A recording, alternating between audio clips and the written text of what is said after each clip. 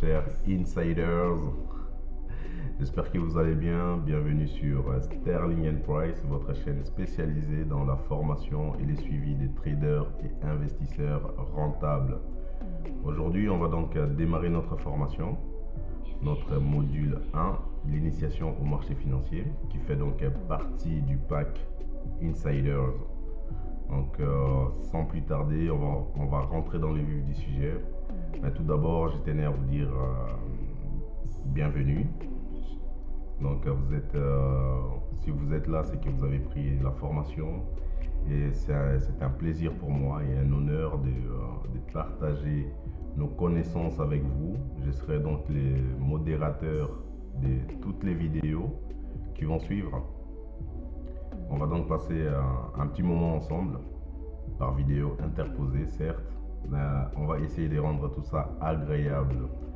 On va rentrer dans le vif du sujet, donc l'initiation au marché financier, let's go.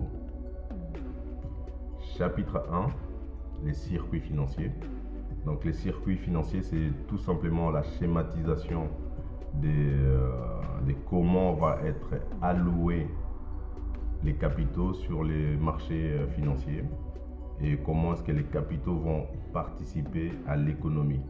Donc l'allocation des capitaux, c'est tout simplement la manière dont vont être dispatchés les flux monétaires. Donc à gauche, on a les agents qui ont besoin d'un financement. Ces agents vont émettre ce qu'on appelle des actions ou des obligations en faisant appel à l'épargne publique auprès des personnes, donc ici des agents qui ont une capacité de financement. Ça veut dire quoi? Ça veut dire qu'ici ils n'ont pas assez d'argent pour mettre en place leur projet. Ici ils ont assez de liquidité, assez d'épargne pour justement prêter cet argent. C'est tout simple. Alors les rôles de la finance, le rôle du marché financier, c'est quoi? Donc c'est un marché est tout simplement le point de rencontre entre une personne qui vend une chose et une personne qui achète. Dans le cas du marché financier, il s'agit pour les acteurs de vendre ou d'acheter un produit financier, comme par exemple une action, ou de se couvrir contre un risque futur, exemple un swap. Retenez qu'un swap, c'est juste une assurance. Et d'autre part, il s'agit pour les États et les sociétés de trouver les fonds nécessaires pour financer un projet qu'ils ont en vue. Par exemple, une société veut développer son activité, ils ont besoin d'argent, ils ont besoin de se faire financer, ils vont aller sur les marchés financiers pour justement défendre leur projet. Nous pouvons donc distinguer deux types de marchés, les marchés primaires, c'est-à-dire avant l'introduction en bourse, et les marchés secondaires, c'est-à-dire après l'introduction en bourse. Si je reviens ici en arrière, les marchés financiers primaires, c'est quoi? Donc ici, les marchés primaires financiers, c'est quoi? C'est une société qui n'a jamais été cotée en bourse. On va faire ce qu'on appelle une introduction en bourse pour cette société. Et lors de cet appel d'offres, on va parler du marché primaire. Une fois que la société est cotée en bourse et existe déjà depuis pas mal d'années, on va alors parler du marché financier secondaire. Chapitre 2, les différents marchés. Donc il y a plusieurs types de marchés financiers. Il y a les marchés des actions, les marchés interbancaires, qui est un peu la chasse gardée des big boys. Voilà. Pourquoi? Parce que c'est vraiment la haute finance, donc les banques vont se prêter de l'argent entre elles. C'est vraiment le marché des gros capitaux. Ensuite, on a les marchés des obligations, les marchés boursiers, donc les indices, les indices boursiers. Et on a ce qu'on appelle les forex, donc les foreign exchange. Donc, nous allons voir à quel type de produit va correspondre chaque marché. Les marchés des actions, c'est un peu le marché classique que vous devez certainement connaître. Donc, c'est quoi une action? Une action, c'est c'est une part du capital d'une société. Donc, posséder l'action d'une société vous donne droit à la participation aux assemblées générales de la société et vous avez aussi droit à un vote. L'action vous donne également droit aux dividendes, c'est-à-dire droit à une partie du bénéfice de la société par rapport au nombre d'actions que vous détenez. Donc, exemple, vous possédez 100 actions de la société Apple pour une valeur de 306 dollars. Cela veut dire que votre portefeuille action vaut 30 600 dollars. Vous avez donc droit à une partie du bénéfice égale à vos 100 actions. Donc, le capital d'une société, c'est tout simplement tout ce que la société possède, moins les dettes qu'elle doit. Donc, le capital, c'est donc la liquidité propre à la société. C'est ce qu'on appelle les fonds propres d'une société. Exemple, Apple possède des magasins pour une valeur de 1 milliard de dollars, mais ils ont une dette de 694 millions de dollars. On peut dire que le capital d'Apple est de 306 millions de dollars. Donc la valeur d'une action, les paires comptables d'une action, c'est quoi? C'est la valeur comptable réelle d'une action va dépendre du nombre total d'actions que la société a émises sur le marché et de son capital. L'exemple, si on reprend l'exemple d'Apple, le capital d'Apple est de 306 millions de dollars, donc les fonds propres d'Apple, et ce capital est représenté par 1 million d'actions. On peut conclure que le capital divisé par le nombre total des actions, ça nous donne la valeur comptable de l'action. Dans notre exemple, donc les 306 millions de dollars divisé par les 1 million d'actions, ça nous donne 306 dollars pour une action Apple. Les marchés des obligations. Une obligation, c'est tout simplement une somme que l'on va prêter à long terme à un État, une collectivité ou une société. Au lieu de posséder une part du capital, ici on possède en fait une partie de la dette totale de l'État, de la collectivité ou de la société. Donc on va recevoir ce qu'on appelle un coupon qui va nous donner droit à des intérêts jusqu'à la fin de l'obligation, et à la fin de l'obligation, à l'échéance, donc on va recevoir les remboursements. Entre-temps, on aura déjà touché les intérêts. L'exemple d'obligations, les plus célèbres des obligations, c'est ce qu'on appelle les bons du trésor américain. Donc c'est les États-Unis qui empruntent aussi bien aux particuliers qu'aux banques. Les bons du trésor américain sont considérés comme les plus sûrs car l'État est un bon payeur. Donc, nota bene, si vous voulez investir sur les obligations, vous devez vraiment faire attention à ce qu'on appelle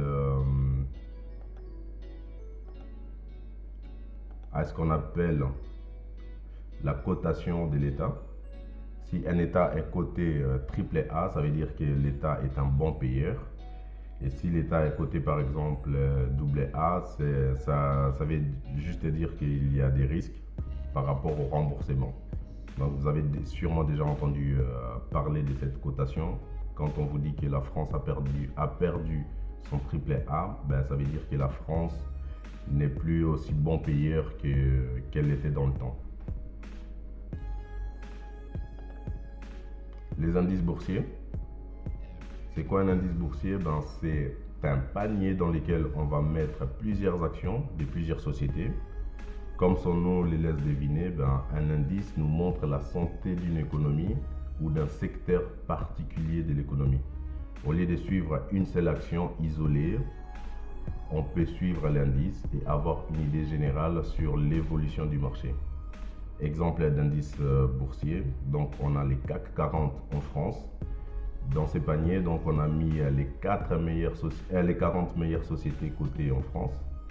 Donc chaque pays a un système de cotation de ses meilleures sociétés. En Allemagne par exemple, c'est ce qu'on appelle les DAX qui cotent les 30 meilleures sociétés allemandes. Et aux États-Unis, on a plusieurs indices. comme par exemple les Dow Jones ou encore les Standard & Poor's. Les produits dérivés, les produits dérivés, ce sont un traçage de l'évolution d'un actif qui est déjà existant, sur lequel on va se calquer. Donc les produits dérivés vont permettre d'investir des actifs sans agir directement sur les marchés réels. Un exemple, si vous avez un CFD qui va se calquer sur l'évolution de l'indice allemand, les DAX, ça va vous permettre de spéculer sur les fluctuations du DAX, les vrais DAX, les réels, sans que vous n'interveniez sur les marchés réels. Donc vos actions n'auront donc pas de conséquences sur les marchés réels, et vous avez les ETF qui fonctionnent exactement de la même manière. Donc un CFD, c'est ce qu'on appelle un actif sous-jacent. Donc on va se calquer sur le modèle de l'actif qui est déjà existant. Les marchés du Forex. Donc les foreign exchange. C'est quoi une devise? Une devise est tout simplement une monnaie étrangère. C'est important d'avoir des réserves en devises étrangères si on veut commercer avec des organismes internationaux. Donc il faut maîtriser les fluctuations des devises. Exemple, si vous avez Carrefour qui traite avec un géant de l'alimentation américaine, donc Carrefour va acheter aux États-Unis en dollars, et si Carrefour souhaite, ils peuvent acheter des dollars pour ne pas perdre de l'argent à cause des fluctuations de la devise. Je vous donne un exemple, vous avez Carrefour qui estime que le dollar va grimper dans quelques mois. Pour ne pas être pris à court, ils vont faire quoi? Ils vont acheter les dollars aujourd'hui parce que ça vaut moins cher. Et alors quand les dollars vont grimper dans les mois qui suivent, ils ont couvert cette différence d'échange, cette différence de fluctuations, pour justement leur permettre d'acheter moins cher aux États-Unis. Alors nota bene, les forex sont les marchés les plus liquides au monde et les plus charismatiques. Ils s'y échangent quotidiennement entre 2000 milliards et 5000 milliards de dollars. C'est pour vous donner une idée de la liquidité de ces marchés. Chapitre 3, les différents intervenants. Alors, pour vous prémunir contre toutes les manipulations ou pour vous protéger contre votre propre ego, il est important que vous sachiez qui est en face de vous sur les marchés et que vous compreniez que nous n'avons aucun moyen d'influencer les cours. Notre objectif est de comprendre et anticiper les mouvements des big boys. Ça veut dire quoi? Ça veut dire que nous, avec notre capital, nous n'avons pas cette puissance financière pour justement intervenir sur les marchés et influencer les cours. Donc, on ne saura pas manipuler les marchés. Alors que les big boys, eux, ils ont des gros capitaux et ils savent très très bien comment manipuler les graphiques pour justement tirer profit de leur stratégie. Parmi les intervenants, on compte les SICAV et les hedge funds. Une SICAV, c'est quoi? C'est un fonds commun d'investissement. Un groupement d'épargnants va confier à une entité spécialisée dans la gestion des portefeuilles.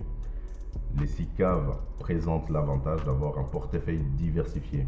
Donc si vous êtes un investisseur et vous avez plutôt un profil des bons pères de famille, les SICAV peuvent être intéressants comme solution pour vous.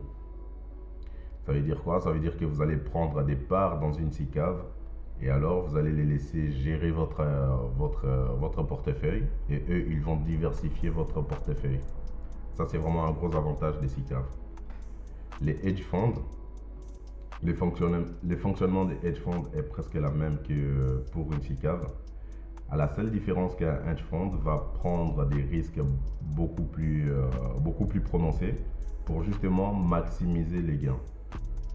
Les valeurs sont acquises et revendues dans un laps de temps plus court, alors qu'une SICAV va conserver les valeurs à plus long terme. Exemple exemple des hedge funds. Vous avez par exemple le plus connu de tous, BlackRock, qui est un hedge fund américain et qui est présent sur tous les marchés financiers, et ils sont partout. Donc aussi bien sur les marchés des actions, sur les marchés des obligations, que sur les marchés des devises et même des produits dérivés. Donc ce mastodonte a une capitalisation de 83 milliards de dollars et la société gère pour plus de 6 960 milliards de dollars d'actifs. C'est pour vous montrer vraiment à quel point notre capital ne peut pas rivaliser avec leur capital à eux. C'est tout simplement énorme. Donc je vous laisse une idée sur la puissance des feux qu'ils peuvent avoir sur les marchés quand ils décident d'intervenir de manière agressive.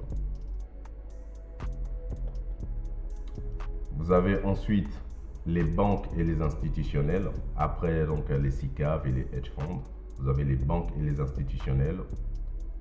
Comme exemple, on va citer JP Morgan, qui représente donc pour 476 milliards. Morgan Stanley, qui a une capitalisation de 154 milliards. Goldman Sachs pour 121 milliards. HSBC 128 milliards. Et bien sûr, vous avez les banques centrales, donc la BCE, la Banque Centrale Européenne, la Fed, donc la Réserve Fédérale Américaine, la BOE, donc the Bank of England, et la BOG, qui est la Bank of Japan. Donc, inutile de vous préciser la puissance des feux de ces institutions. Voilà de quoi calmer nos ardeurs. Mais bonne nouvelle, ces géants laissent une trace sur leur passage. Donc nous, notre but, c'est d'aller repérer la trace que ces géants vont laisser sur les marchés et de suivre leurs pas. Vous avez ensuite les market makers et les robots traders. Donc un market maker est une personne ou une institution qui achète et vend d'importantes quantités d'un actif dans le but d'assurer la liquidité ainsi que le bon fonctionnement des marchés.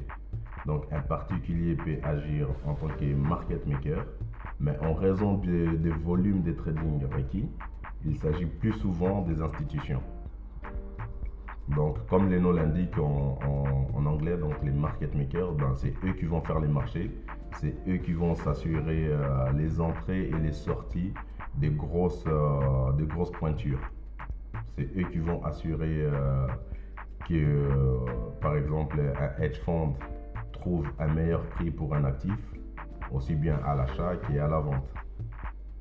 Donc les market makers ont tendance à contrôler une partie de l'actif ou des actifs en affichant des prix d'achat et des ventes et en exécutant des ordres de manière très rapide. Les market makers représentent des solutions simples pour passer des ordres. Ensuite, il y a nous, les investisseurs particuliers. C'est quoi un investisseur? C'est une personne qui va prendre les risques avec son argent pour se constituer un patrimoine, c'est-à-dire des actions, des obligations, des immeubles, pour que ce patrimoine lui rapporte de l'argent. Exemple, vous achetez des actions Apple pour avoir des dividendes. La particularité de l'investissement par rapport au trading réside surtout dans les temps durant lesquels on conserve les patrimoines dans le portefeuille. Donc, on peut être un investisseur à long terme ou on peut être ce qu'on appelle un trader. Donc, on va faire des allées et sorties dans un laps de temps beaucoup plus court que lorsqu'on conserve un actif. C'est ça la grande différence entre investisseur et trader. Donc, chapitre 4, les notions essentielles que vous devez maîtriser. Donc, dans ces chapitres, nous allons parcourir les différents mots et expressions qui sont employés fréquemment par les Gotha de la finance. Ces mots maîtrisés feront de vous une personne capable de tenir une conversation avec un économiste ou au-delà du besoin de maîtriser un minimum des jargons de ces mondes pour progresser. C'est aussi un moyen de frimer devant ses potes. C'est passionnant, hein? Donc, parmi les expressions qu'il faut retenir, parmi les notions essentielles à retenir, vous avez les prix, vous avez l'offre et vous avez la demande. Alors les prix, c'est quoi? C'est les points où l'offreur et les demandeurs se mettent d'accord pour échanger. Ça veut dire les vendeurs et l'acheteur vont se mettre d'accord pour échanger l'actif. Donc, s'il y a plus d'offres que de demandes, les prix baissent, et s'il y a plus de demandes que d'offres, les prix montent. Exemple, s'il y a 10 personnes qui veulent vendre des pommes, mais seulement 2 personnes qui veulent acheter des pommes, les vendeurs vont baisser les prix des pommes pour être sûrs de pouvoir vendre. Si au contraire, il n'y a qu'un vendeur de pommes et 20 personnes qui veulent acheter des pommes, alors les vendeurs vont monter les prix parce que tout le monde en veut. C'est aussi simple que ça. Et alors l'offre et la demande, c'est quoi? Donc c'est à ce niveau, retenez juste que l'offre représente la vente et la demande représente l'achat. Parce qu'on va développer tout ça un peu plus tard. Exemple, vous allez au Carrefour, cherchez vos courses, Carrefour est l'offreur et vous êtes les demandeurs. Alors la rationalité, c'est quelque chose qui revient souvent dans le monde économique et dans le monde de la finance. La rationalité, c'est quoi? La rationalité est notre aptitude à pouvoir réfléchir sans faire appel à nos émotions.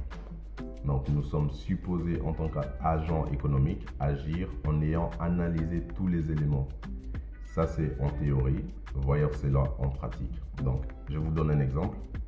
Vous avez toujours rêvé d'avoir une Ferrari, des collections, et vous vous rendez à une vente aux enchères. Là, vous repérez les modèles qui vous intéressent, les modèles de votre rêve, l'objet de votre fantasme. Elle est là, la Ferrari, bien brillante dans sa carrosserie rouge métallique. Vous vous y connaissez et vous savez qu'elle vaut 400 000 $ sur les marchés, car ce modèle est facile à trouver. Alors ça tombe bien, vous avez prévu un budget de 500 000. Les enchères commencent à 300 000. Vous enchérissez avec sourire. Vous voyez déjà dans votre nouveau bolide. À 350 000, il y a une main qui se lève. Vous êtes 2 maintenant à vouloir la même chose. À 400 000, vous êtes déjà 8 à vouloir la bête. Voilà que les prix grimpent, continuent à grimper. On va de surenchère à surenchère pour enfin atteindre donc 600 000 $. Ouf, vous êtes à nouveau seul à la vouloir à tel prix et vous remportez l'enchère. Vous vous retrouvez donc à payer 50% plus cher, une chose facile à trouver, tout ça parce que les marchés, donc les demandeurs, vous ont incité à croire que même à ces prix-là, elle en valait encore la peine. Notez que vous n'avez même pas testé cette Ferrari pour estimer son état. Vous ne vous êtes même pas demandé si les autres étaient là justement pour faire grimper les prix exprès. Et voilà, donc pour résumer, voilà ce qui se passe tous les jours dans les marchés. Donc gardez cette notion vraiment dans un coin de votre tête, la rationalité. Nous y reviendrons plus tard et la rationalité aurait voulu que vous arrêtez d'enchérir au-delà des 400 000. Ça veut dire quoi? Ça veut dire qu'au-delà des 400 000, vous savez très bien que la valeur réelle sur le marché de cette Ferrari, c'était 400 000. Mais votre émotion, votre envie de vouloir absolument acheter la Ferrari vous a fait pousser à acheter la Ferrari à un prix beaucoup plus élevé. Donc, La rationalité, c'est quelque chose de très important que vous devez comprendre, que vous devez tenir au coin de votre tête. Et c'est vraiment d'autant plus important qu'en ce moment, les marchés sont un peu irrationnels et on se pose la question jusqu'où les prix vont continuer à grimper. L'arbitrage. C'est quoi l'arbitrage? L'arbitrage prend ici deux définitions différentes. Donc en économie, on parle d'arbitrage lorsque nous sommes devant un dilemme. Comment faire les meilleurs choix possibles lorsque nous devons abandonner une chose pour acquérir une autre. Donc la valeur d'une chose se mesure par ce à quoi on renonce pour l'obtenir. Donc dans les domaines financiers, l'arbitrage consiste à trouver l'équilibre entre la valeur fondamentale d'un actif et la valorisation boursière de celle-ci. Donc souvenez-vous de ce qu'on a vu par rapport aux actions, par rapport à l'action Apple. Donc si l'action Apple dont la valeur comptable est de 306 $ passe à une valorisation boursière haussière de 400 $, les arbitragistes comprenez les vendeurs, vont ramener, du moins ils vont essayer de ramener les cours au niveau des 300 $ ou 306 $. Pourquoi? Tout simplement parce qu'ils se disent que la vraie valeur comptable de l'action c'est 306 $. La bourse affiche 400 $. Pour eux, c'est une opportunité de vente. Donc les arbitragistes, c'est des gens qui ont vraiment une lecture beaucoup plus économique de la finance que les traders ou les investisseurs. Donc c'est eux qui vont essayer à chaque fois soit de ramener la valeur boursière au niveau de la valeur fondamentale de l'actif, dans les cas où les prix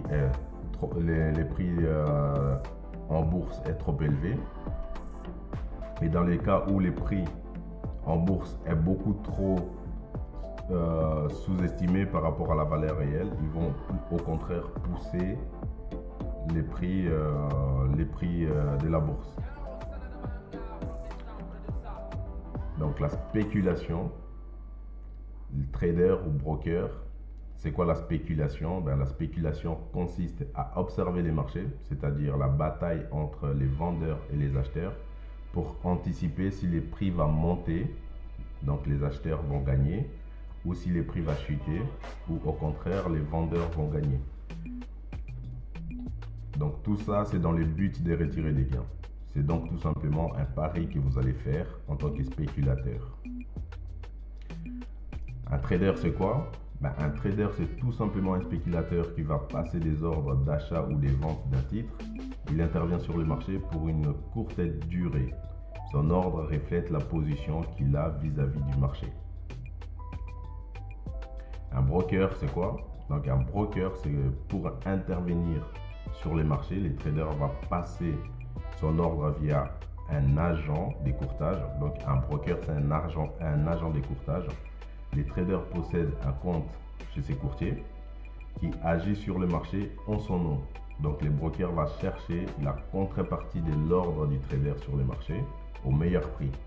Ça veut dire quoi? Ça veut dire que si par exemple vous voulez acheter un actif à un bon prix, vous allez passer donc votre ordre auprès de votre courtier, vous allez trouver votre courtier, vous allez lui dire je veux l'action Apple à tel prix, et eux ils vont chercher la contrepartie, donc la personne qui va vous vendre cette action, cet actif au prix que vous avez demandé. Donc la cotation, comment est-ce que finalement ces actifs sont cotés? Les ask, les bid et les spread, ce sont des termes très anglaises. Donc la cotation, c'est quoi? C'est le rapport entre la valeur d'un actif, son prix d'achat ou son prix de vente, pour ouvrir une position, c'est la cotation de l'action tout simplement. Donc les ask, traduisez littéralement par demande. Sur les marchés, la demande du trader pour l'action Apple, par exemple, à 306 $, ça s'appelle les ask. Donc il est en train de demander. Les bids, traduisez littéralement par offre. Sur les marchés, donc l'offre du vendeur de l'action Apple, par exemple à 307 $, s'appelle les bids. Donc vous avez les ask, vous avez les bids. Et vous avez ce qu'on appelle les spreads. Les spreads, c'est quoi? C'est donc la différence entre les ask et les bids. C'est les spreads. Donc ça va être les courtages en fait, les frais de courtage que le trader va payer à son broker pour pouvoir ouvrir sa position. Dans notre exemple, c'est 1 €. Donc je prends le stylet. Vous avez donc l'acheteur qui veut acheter à 306 $. Vous avez les vendeurs qui veulent vendre à 307 $. Donc les 307 moins les 306, ça fait donc 1 $ de différence. Et ça va être votre frais de courtage. Donc si vous êtes acheteur, plutôt que d'acheter à 306, vous allez acheter à 307 et vous allez payer donc les 1 € à votre courtier et les 1 $ à votre courtier. Et alors, l'ensemble du ask, du bid et du spread, c'est ce qu'on appelle la cotation.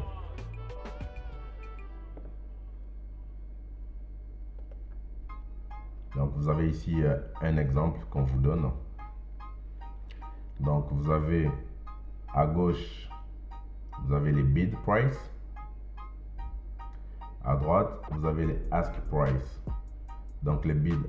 Et ici, vous avez donc la paire euro-USD. Ça, c'est l'actif. C'est donc la paire de devises euro-USD. Donc c'est l'euro face au dollar américain. Les bids, il est à 1.33449. Et les ask, il est à 1.33457. Et vous avez donc les spreads, donc les différentiels, les frais de courtage qui est de 0.8. Donc, comme je disais, si vous avez la cotation de la paire de devises euro-USD, cette paire représente la valeur de l'euro par rapport au dollar américain. Ça veut dire que vous pouvez échanger 1 € contre 1.3344 $. Et alors la décimalisation a une grande importance car c'est grâce à cela que l'on calcule les points. Donc les 5e chiffres de la cotation représentent ce que l'on appelle les pips. Donc ici vous avez 5 chiffres après la virgule. Donc les 5e chiffres, ici c'est les 9, c'est ce qu'on appelle les pips. Ici également les 5e chiffres, ici c'est quoi? C'est les 7, c'est ce qu'on appelle également les pips, micro pips. Donc c'est grâce à la décimalisation que l'on va calculer le nombre de points par rapport à notre stratégie de trading. Donc les différents types d'ordres, vous avez plusieurs ordres. Vous avez ce qu'on appelle l'ordre au marché. Donc l'ordre au marché, c'est quoi? C'est un ordre qui est donné au broker de trouver les meilleurs prix possibles sur les marchés. L'ordre d'entrée, c'est quoi? C'est tout simplement, vous allez déterminer un niveau de prix qui est intéressant pour vous. Et une fois que les cours atteignent ces prix, l'ordre sera exécuté automatiquement. Ça veut dire que vous allez automatiser votre système de trading. Donc vous allez paramétrer votre logiciel pour que quand les prix touchent les niveaux que vous aurez trouvé intéressant pour vous d'acheter, et à ce moment-là, une fois que les prix touchent ces niveaux, votre ordre est exécuté automatiquement. Les stop loss, c'est quoi? C'est donc un ordre qui va surtout vous servir pour sortir d'une position lorsque les cours atteignent un niveau de prix que vous avez défini. Généralement, cet ordre sert surtout à limiter vos pertes dans les cas où vous êtes dans les mauvais sens. Ça veut dire quoi? Ça veut dire que vous allez déterminer votre position. Vous allez dire, vous allez par exemple paramétrer votre logiciel pour dire qu'après un tel montant, si je suis toujours en perte, couper ma position. Donc c'est ça un stop loss. Un stop suiveur, c'est quoi? C'est un ordre qui va suivre les cours après que vous ayez défini l'intervalle entre votre stop et les cours de la bourse. Donc il se déplace dans les deux sens. Donc si vous avez placé votre stop et que vous avez mis un intervalle par exemple de 10 points, ça veut dire que votre stop suiveur va suivre donc l'essence de votre trade jusqu'à ce que vous ayez atteint 10 points. Il va se déplacer. Chaque 10 points, l'ordre stop va suivre la progression du cours. Il y a tout ça, ne vous inquiétez pas, ça sera défini beaucoup plus clairement avec des exemples quand on va rentrer vraiment dans les vifs du sujet. Donc les take profit. Le take profit va vous permettre de déterminer un prix auquel vous voulez sortir lorsque vous avez vos gains. Quand les cours touchent les prix prédéterminés, votre position se clôture avec un profit. Ça veut dire quoi? Ça veut dire que vous allez passer un ordre. Vous allez par exemple compter le nombre de points qui vous intéressent. Vous allez dire que à partir des 10 points des gains, je vais prendre mon bénéfice. Et alors vous paramétrez votre logiciel. Quand votre ordre atteint ce niveau du prix, votre position est coupée et vous récupérez vos bénéfices. Vous réalisez votre profit. Donc le break-even, cet ordre vous permet de verrouiller la sortie de votre position dès que celle-ci devient gagnante. Ça veut dire que même si les prix se retournent, vous ne perdez pas de l'argent, vous allez sortir de la position sans gain ni perte.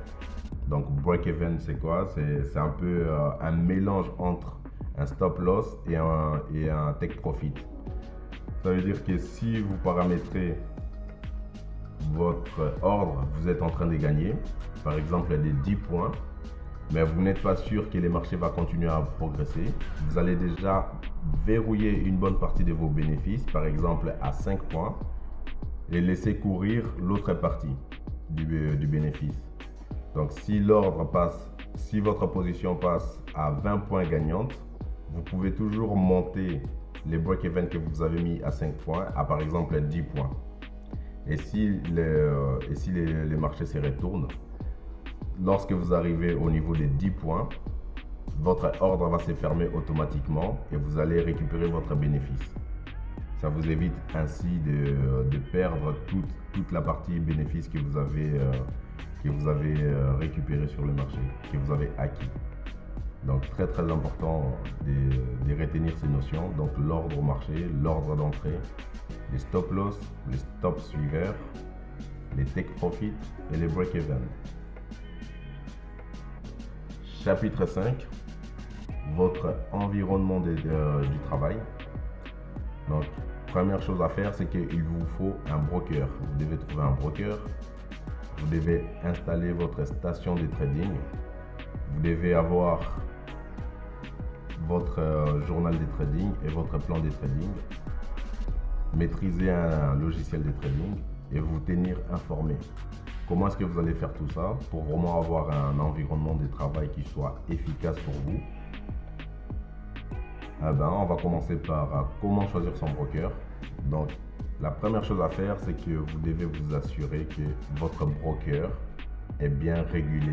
Ça veut dire qu'il y a une autorité de régulation qui autorise votre broker à exercer en tant que broker. Vous allez aussi faire attention au spread, ça veut dire aux frais de courtage. Donc, si vous avez un broker qui a des frais de courtage assez élevés, ça peut représenter un risque par rapport à votre réussite.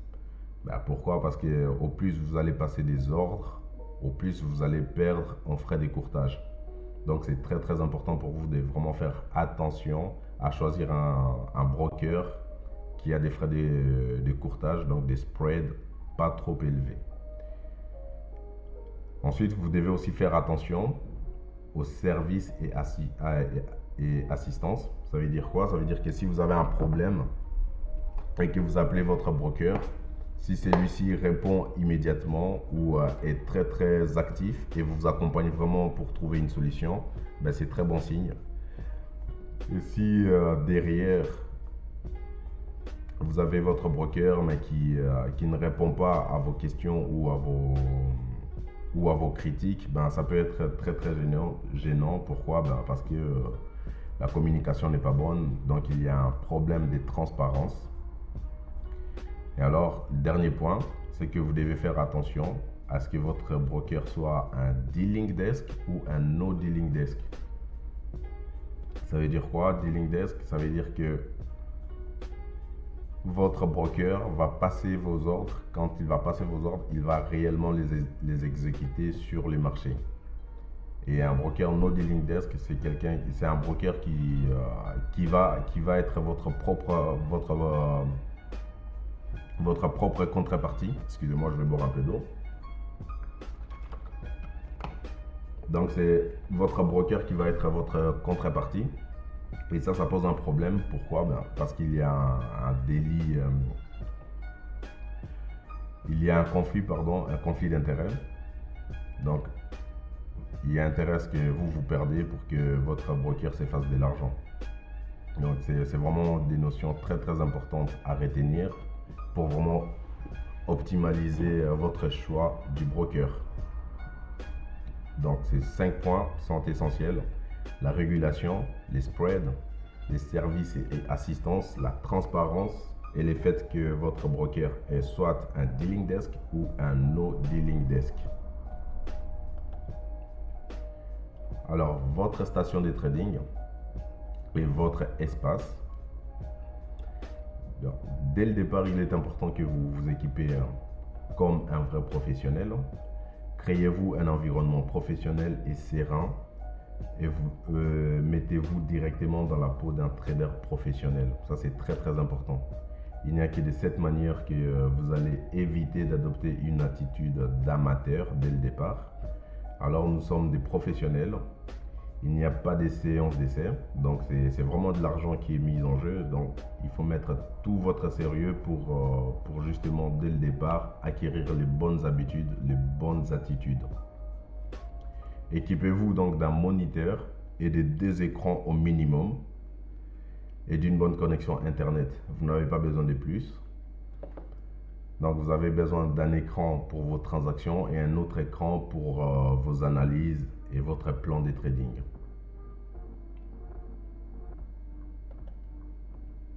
Votre journal de trading et votre plan de trading, ça c'est vraiment quelque chose de très important. Le journal de trading, ça sera votre tableau de bord. Il est primordial que vous y annotez régulièrement votre activité. De cette manière, vous allez avancer et voir immédiatement vos points forts et vos points faibles et à quelle mesure vous devez corriger ce qui ne va pas. Sans cela, vous n'allez pas progresser et passer à un stade supérieur. Donc ici, on va vous fournir chez Sterling & Price, on va vous fournir un journal de trading complet ainsi qu'un plan de trading dans la suite de la formation. Et c'est de cette manière-là que justement nous allons faire des débriefings avec vous lorsqu'on aura nos appels hebdomadaires. Donc vous savez que pendant la formation, vous avez 2 heures par semaine de conférences vidéo où vous pouvez poser vos questions et vraiment profiter de ces 2 heures pour voir où est-ce que ça va, où est-ce que ça coince. Vraiment, n'hésitez pas à embêter votre formateur attitré. Si vous avez des questions et même si vous avez des remarques, n'hésitez pas à nous faire part de vos remarques, bien évidemment. Alors, votre logiciel de trading. Vous avez donc la possibilité de lier votre compte de trading avec un logiciel d'analyse en dehors de ce que vous propose votre broker. Il est d'ailleurs préférable que vous choisissiez cette option parce que souvent les brokers vous donnent leur logiciel, mais ce n'est pas très professionnels comme logiciels qui sont mis à votre service par les brokers. Donc, il vaut mieux utiliser les mêmes logiciels que les professionnels, hein, qui sont plus complets et qui intègrent beaucoup plus d'indicateurs et des systèmes informatisés. Donc, vous avez plusieurs logiciels qui sont vraiment utilisés par les traders pro. Vous avez donc les MetaTrader 4. C'est d'ailleurs les logiciels que nous, chez Sterling Price, on utilise. Vous avez le MetaTrader 5.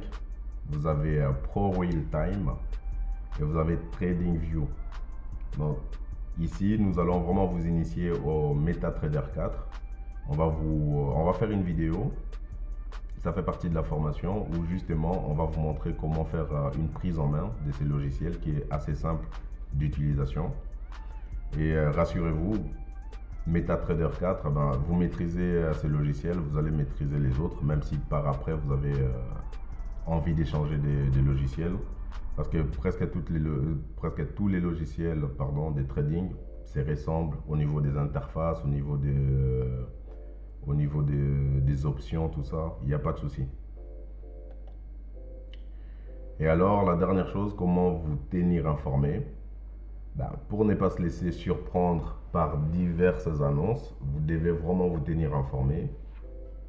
Non pas pour analyser les marchés, mais pour rester au courant de l'évolution et des enjeux économiques.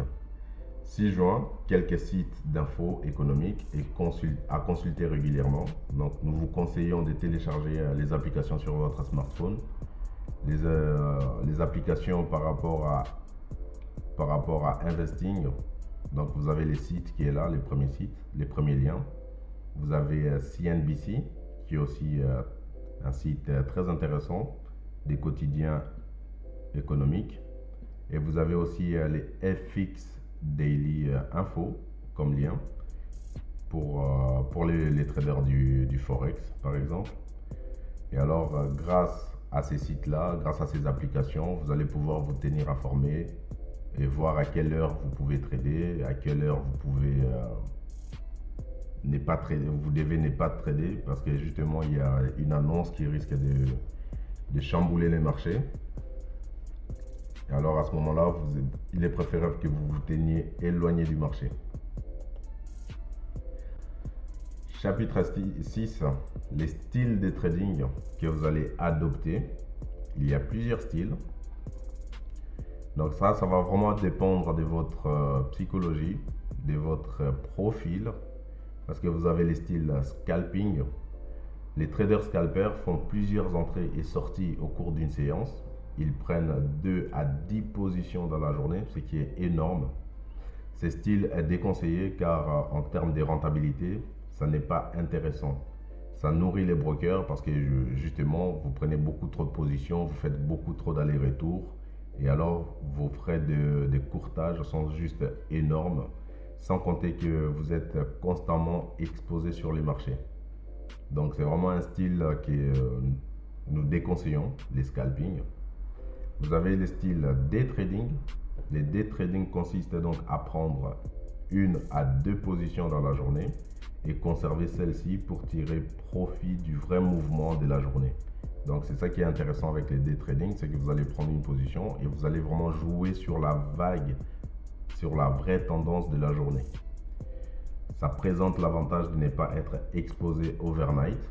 Overnight, ça veut dire que vous allez rester exposé même quand le marché est fermé dans la nuit et d'être 100% liquide en fin de journée. 100% liquide, ça veut dire qu'en fin de journée, vous avez fermé toutes vos positions et sur votre compte, vous n'avez que votre capital qui est là, quoi, et pas une position qui est en train de continuer à tourner. Et alors, vous avez ensuite les swing trading. Les swing trading est ce qui se rapproche le plus de l'investissement. C'est le fait de conserver une position sur 2 à 10 jours. Ça représente donc l'avantage de prendre une petite position et donc vous êtes moins exposé pour bénéficier du mouvement principal de la semaine. Donc c'est ça le but. Par rapport Contrairement au day trading où là, ça se joue sur une journée, ici, le swing trading va jouer vraiment, vous allez vraiment jouer sur le mouvement de la semaine. Mais bien évidemment, le day trader va prendre un peu plus des risques par rapport à la taille de la position et le swing trader va prendre un peu moins des risques par rapport à la taille de sa position. Alors, les mots de la fin. Les risques, c'est le prix à payer pour saisir une opportunité, comme le dit Paul Tudor Jones. Donc, on arrive à la fin de ces modules, à la fin de ces premiers modules. J'espère que je n'ai pas été trop long par rapport aux explications. J'espère que vous avez tout suivi. Et si jamais vous avez des hésitations, comme je vous ai dit dans la vidéo, n'hésitez pas lorsque vous allez passer votre coup de fil pour votre débriefing au cours de la semaine. N'hésitez pas à poser vos questions, n'hésitez pas à nous faire part de vos inquiétudes, n'hésitez pas à nous faire des remarques et n'hésitez pas non plus à re-regarder cette vidéo si vous voulez. Il n'y a pas de limite, donc vous avez payé pour la formation, il n'y a pas de souci. Regardez les vidéos autant de fois que vous voulez, tant que vous êtes motivé, tant que vous êtes dans l'action, il n'y a pas de raison, vous allez réussir. Faites-nous confiance parce que notre but, c'est de vous mener à la réussite, de vous mener au niveau de l'élite, de vous mener à faire partie des 5% de ceux qui réussissent dans ce business. Merci de m'avoir suivi. On se dit à la semaine prochaine pour le prochain module. À très bientôt les amis. Ciao.